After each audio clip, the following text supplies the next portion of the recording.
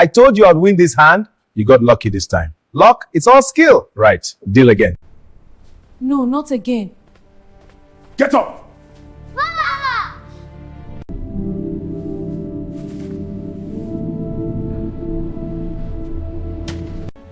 Fresh tomatoes, sweet and ripe!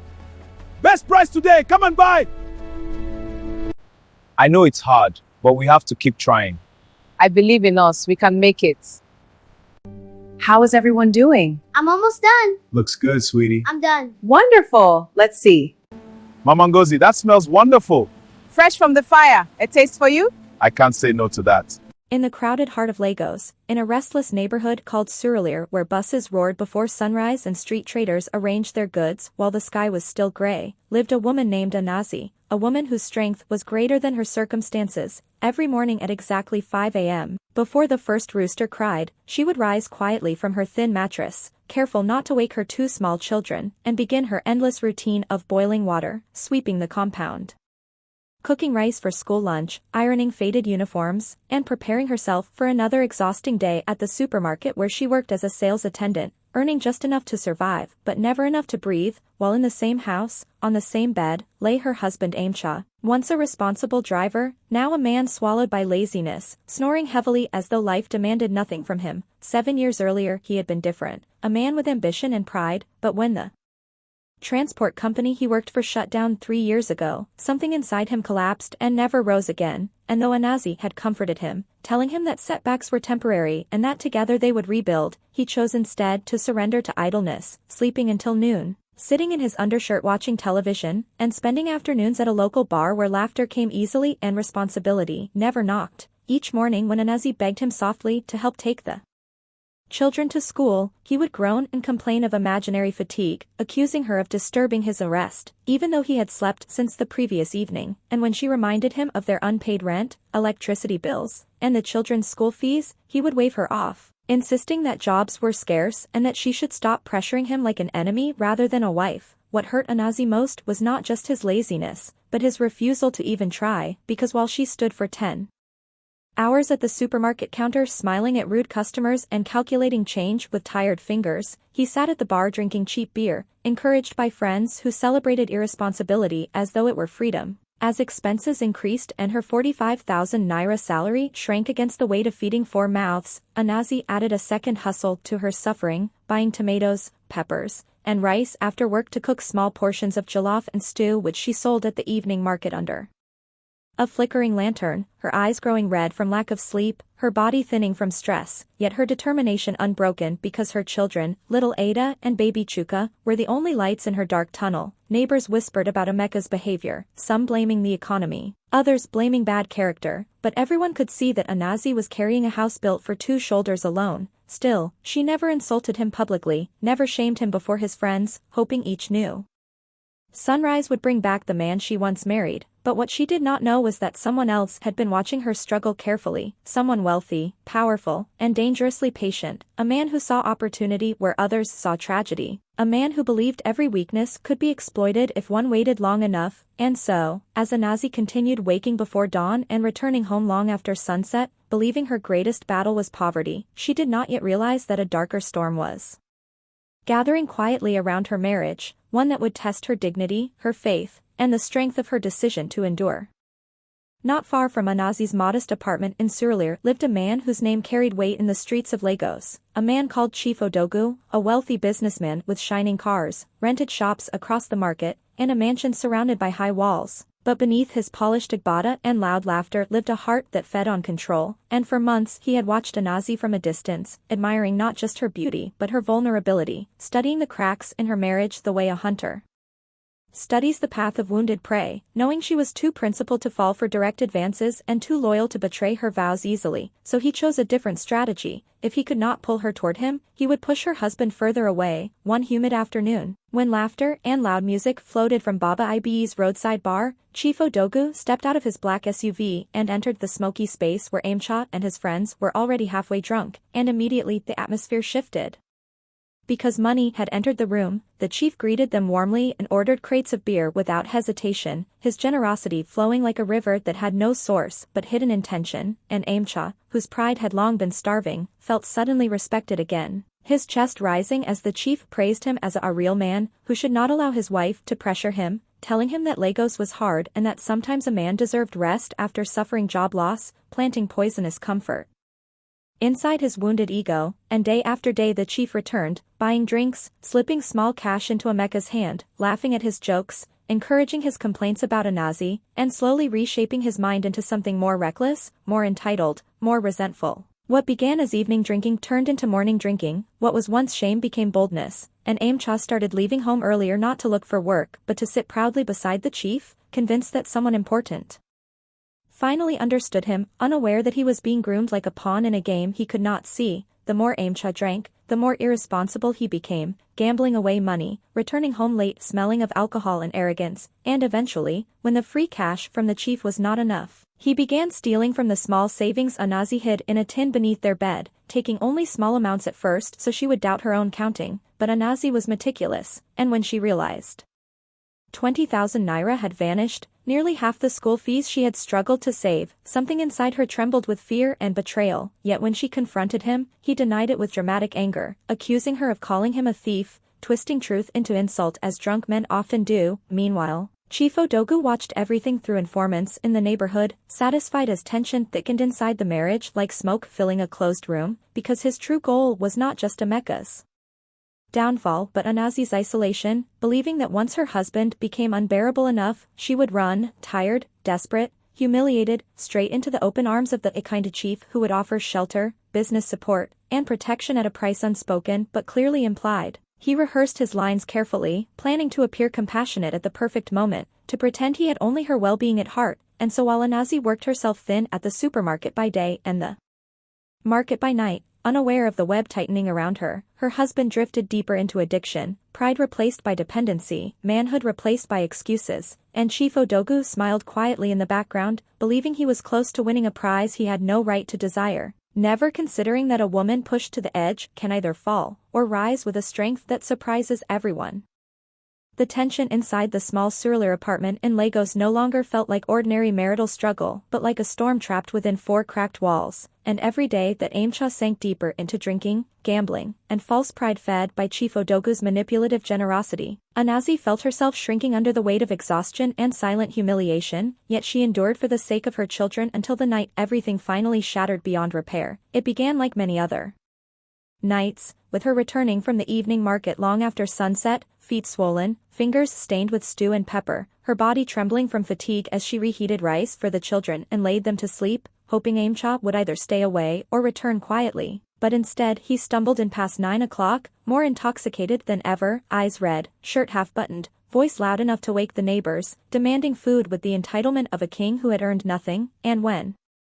Anazi told him calmly that rice was already prepared, he walked to the table, stared at the plate for a few seconds, then in a sudden violent sweep knocked everything to the ground, ceramic plates crashing into pieces as rice and stew scattered across the dusty floor, and the sound jolted little Ada awake. Her frightened cry piercing the heavy air, Aimcha began shouting that he wanted freshly pounded yam and egusi soup immediately, ignoring the hour, ignoring his wife's exhaustion, ignoring basic humanity, and when Anazi, her voice trembling but steady, said it was too late to find such ingredients at that hour, his drunken pride ignited like gasoline and he slapped her hard across the face, the force turning her head sideways and leaving a burning sting that felt deeper than skin. And Ada ran toward her mother crying, "Daddy, stop," only for Aimcha to shove the child aside carelessly as if she were an obstacle rather than his own blood. Something ancient and protective rose inside Anazi at that moment, not anger for herself but fury for her children, and when Aimcha lifted his hand again, she caught his wrist midair, her grip surprisingly firm, her voice low but shaking with power as she told him he could destroy his own life but he would never again raise his hand in front of her children, and for a brief second even in his drunken haze he saw something in her eyes he had not seen before. The quiet patience was gone, replaced by resolve. He retreated to the bedroom, muttering insults, and collapsed onto the bed, leaving Anazi standing in the kitchen among broken plates and spilled food, holding Ada and Chuka close as they trembled. And that night, after the children finally slept, she sat alone in darkness thinking not about what people would say, not about culture, not about shame, but about survival, because she understood that staying could eventually cost her life or scar her children forever. The following morning the bruise on her cheek was swollen. Despite powder she tried to use to hide it, and as she arranged her goods at the market stall, Chief Odogu appeared with rehearsed concern, his voice gentle, asking what had happened, pretending to care as she fought back tears. And when she could not hold the pain anymore and confessed that her husband had beaten her, he offered exactly what he had been planning for months, a free house, financial support, safety for her children, but the tone beneath his kindness carried a weight that made her uncomfortable, a subtle expectation unspoken yet heavy in the air, and though she was vulnerable, though she was desperate, she refused, sensing that accepting such help would simply replace one prison with another. Later that evening her friend Amaka visited and saw the bruise clearly. And unlike Anazi's quiet endurance, Amaka's anger was loud and fearless, urging her to leave immediately, warning that patience does not cure violence, and while Anazi hesitated, torn between societal judgment and maternal instinct, fate decided for her when Aimcha returned home even more intoxicated, accused her publicly of sleeping with Chief Odogu, lies planted deliberately by the same man who had pretended to protect her, and called her degrading names in front of Amaka and the children, and in that devastating moment something inside Anazi snapped completely, because betrayal from a stranger can be endured but betrayal from the man you once loved cuts through bone. Her voice rose stronger than it ever had as she declared she was done, that she would no longer sacrifice her dignity to preserve an illusion of marriage, and despite Emeka's mocking laughter and disbelief, she began packing clothes into a bag with trembling hands, Ada watching silently with wide frightened eyes, Chuka clutching a small toy, and when Aimcha realized she was serious, a flicker of fear crossed his face, but pride still chained his apology, and so with the help of Amaka, Anazi stepped out into the Lagos night, carrying her children and a small bag, uncertain of tomorrow but certain of one truth, that sometimes walking away is not weakness but the bravest act of survival a woman can make. The morning after Anazi walked out of the apartment in Surulere, the once noisy house in Lagos felt unnaturally quiet, and Aimcha woke up with a pounding headache, his mouth dry from alcohol, expecting to hear the familiar sounds of pots clanging and children arguing over school uniforms. But instead he heard nothing but the slow ticking of a wall clock and the distant honking of Danfo buses outside, and at first he smiled arrogantly, convincing himself that Anazi would return after cooling down, that no woman could survive alone with 2 children in Lagos. But when he staggered into the living room and saw the empty corner where the children's school bags once rested and the absence of Anazi's market baskets, reality began pressing against his chest like a tightening fist. He walked into the kitchen hoping to find food, but the floor was still stained with dried stew from the night he had thrown the plate, flies hovering over the mess as if mocking him, and for the first time in 3 years he realized he did not know how to cook even the simplest meal, because he had forgotten what self-reliance felt like. Stubborn pride carried him to Baba Ibe's bar that afternoon, but something had shifted there too, because Chief Odogu was nowhere to be seen and no one offered to buy him drinks. And when he asked about the chief, the bartender shrugged carelessly, saying big men have bigger things to do than babysit drunkards, and the words stung deeper than expected. Aimcha ordered a bottle on credit, promising to pay later, but even his friends avoided eye contact, whispers spreading like dry grass catching fire, and slowly he began sensing that he had been more of entertainment than companionship, more of a project than a friend. By evening, hunger twisted his stomach violently, and with no money left in his pocket and no wife to rescue him, he walked back to the silent apartment, opened the cupboard, and found only a small cup of Gary left behind, and as he soaked it in water and drank it slowly, shame filled his throat heavier than the food, because this was the same house where Anazi had once served him hot meals daily while he complained about the salt. The next morning he woke up again to emptiness, but this time hunger forced him out of bed early, something he had not done in years, and as he looked at himself in the cracked mirror, unshaven, eyes swollen, face aged by alcohol, he struggled to recognize the man staring back, remembering who he used to be before laziness became habit and pride became poison. He returned to the bar hoping to find distraction, but even Baba Ibe demanded payment before serving him, and humiliation burned hotter than thirst. So for the first time since losing his driving job 3 years earlier, Aimcha walked toward the bustling markets not to drink but to search for work, approaching shop owners, construction workers, truck drivers, offering to do anything, security, cleaning, lifting loads, but rejection followed him like a shadow because employers remembered his reputation as the man always drunk at the bar. The sun climbed high and beat down mercilessly, sweat soaking through his shirt as doors kept closing in his face, and by afternoon exhaustion tempted him to surrender and return to alcohol. But when he imagined his children sleeping somewhere else without him, and Anazi's wounded eyes the night she left, something unfamiliar stirred within him, not anger, not pride, but regret.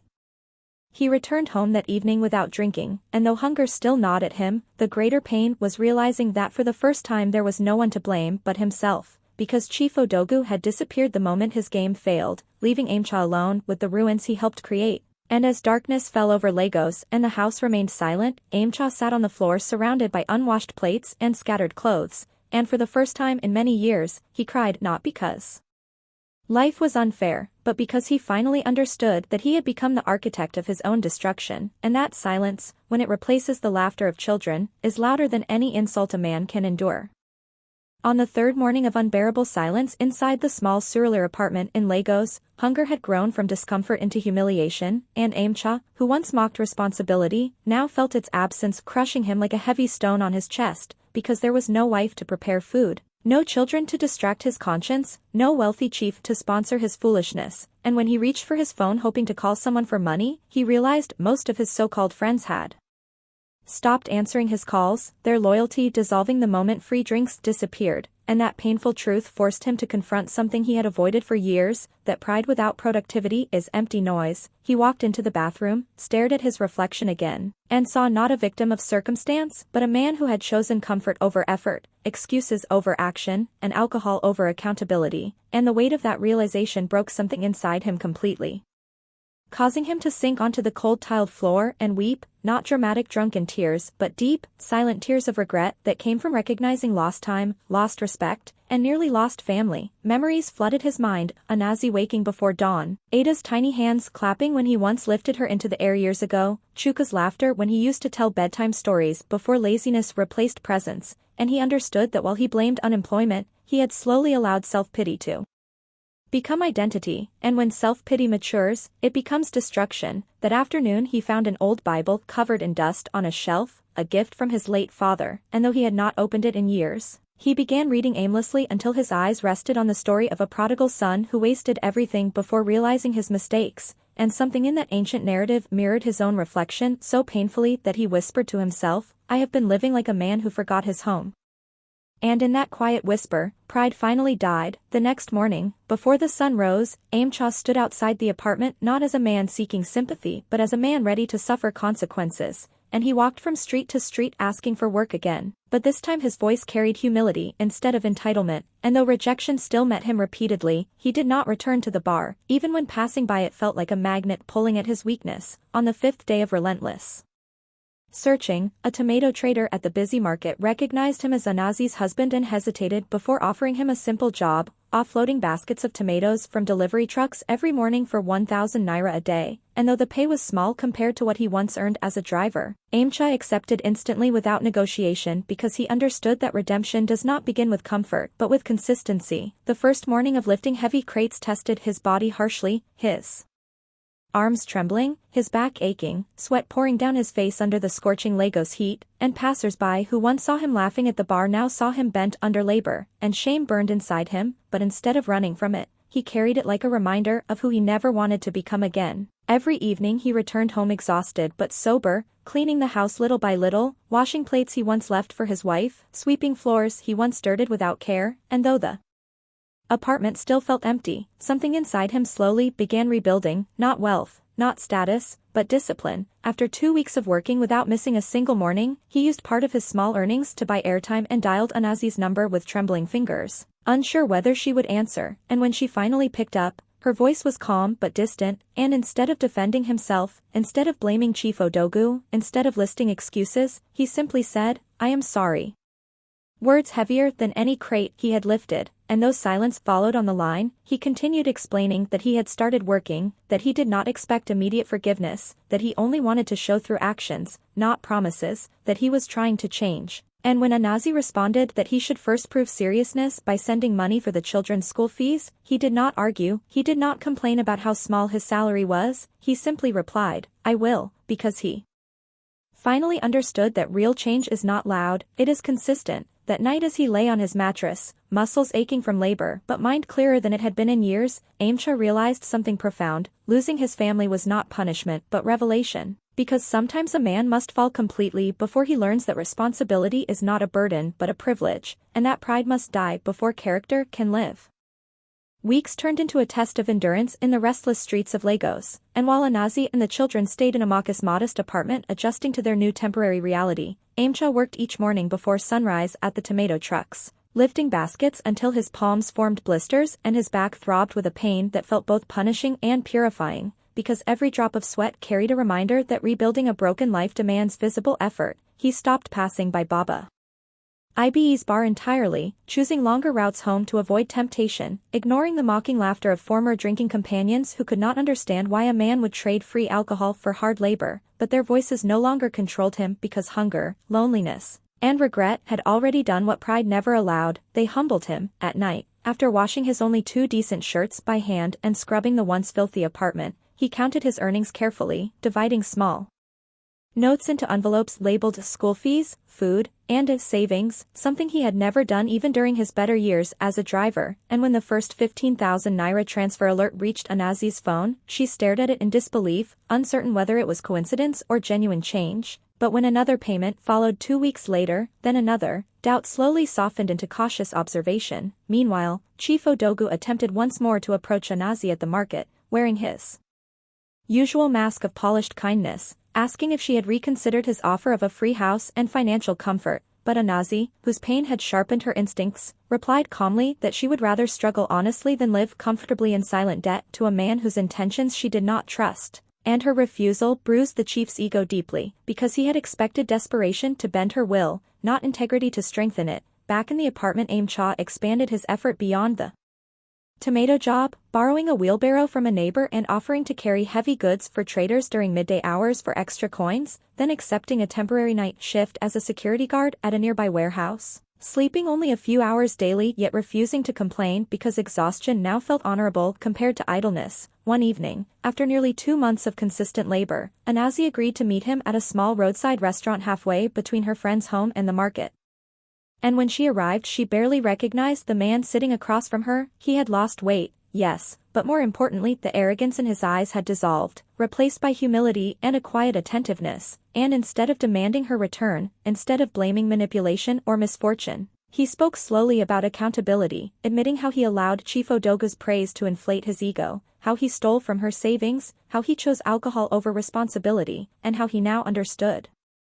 that respect is earned daily, not inherited through marriage. Anazi listened without interruption, measuring not his words but his tone, and when he asked to see the children she hesitated, explaining that trust rebuilds slower than houses destroyed by fire, and he nodded without argument, accepting that forgiveness cannot be rushed. Months continued passing with steady financial support arriving every week without excuse, and when Ada and Chuka were finally allowed supervised visits with their father, their laughter filled the once silent apartment again, a sound that pierced Emeka's heart with both joy and regret, because he realized how close he had come to losing these small miracles permanently. Each time he walked past Chief Odogu's shining vehicle in the market, he did not lower his head in shame but kept walking upright, not with pride but with clarity, because he now understood that manipulation only thrives where weakness invites it, and that his greatest enemy had never truly been the chief but the laziness and ego he nurtured within himself. By the 6th month of relentless effort, the community began whispering not about his drunkenness but about his discipline, and though money remained tight and life far from luxurious, the most valuable currency slowly returning to him was dignity, and as Anazi observed from a cautious distance, she began to see that sometimes change is not proven by dramatic speeches but by quiet repetition, waking up early, working hard, sending support, staying sober, until actions speak so consistently that even broken trust starts listening. Nearly a year after the night she walked away from their home in Surulere, the rhythm of life in Lagos had shifted quietly but significantly for Anazi, because while she continued balancing her supermarket job and her evening food business with disciplined focus, she no longer carried the crushing loneliness of doing it alone, as Emeka's consistent financial support and visible transformation had slowly rewritten the narrative that once defined him. Yet forgiveness is heavier than anger and far more complicated than apology, and every time she watched him kneel to greet the children or patiently help Ada with homework during supervised visits, her heart softened while her memory resisted, replaying images of broken plates, drunken insults, and the sting of his slap. The community too had begun noticing the change, whispering that the former drunkard now woke before dawn to work 2 jobs without complaint, that he avoided the bar entirely, that he attended church regularly and kept distance from manipulative influences, and though gossip once humiliated Anazi, this time it became background noise as she evaluated the only thing that truly mattered, consistency. One afternoon, after Aimcha delivered yet another month's complete school fees without being reminded, he requested a serious conversation, and they met again at the same small roadside restaurant where humility had first replaced pride months earlier, and with calm honesty he admitted that transformation was not sudden but daily, that he still battled shame whenever he remembered his past behavior, but that he chose each morning to act differently, not to impress her, but to rebuild himself. Anazi listened carefully and then spoke words that carried both strength and vulnerability, explaining that she was willing to consider returning home not because she was pressured by culture or neighbors, but because she now saw effort aligned with repentance, yet she laid down firm conditions: if he ever returned to drinking, ever stopped working without reason, ever raised his hand in violence again, she would leave permanently without second chances. And Aimcha did not argue, did not negotiate, did not accuse her of harshness, because he understood that boundaries are not threats but protections earned through broken trust. When she finally agreed to move back with the children under these conditions, it was not a dramatic romantic reunion but a cautious rebuilding, and the day she stepped once again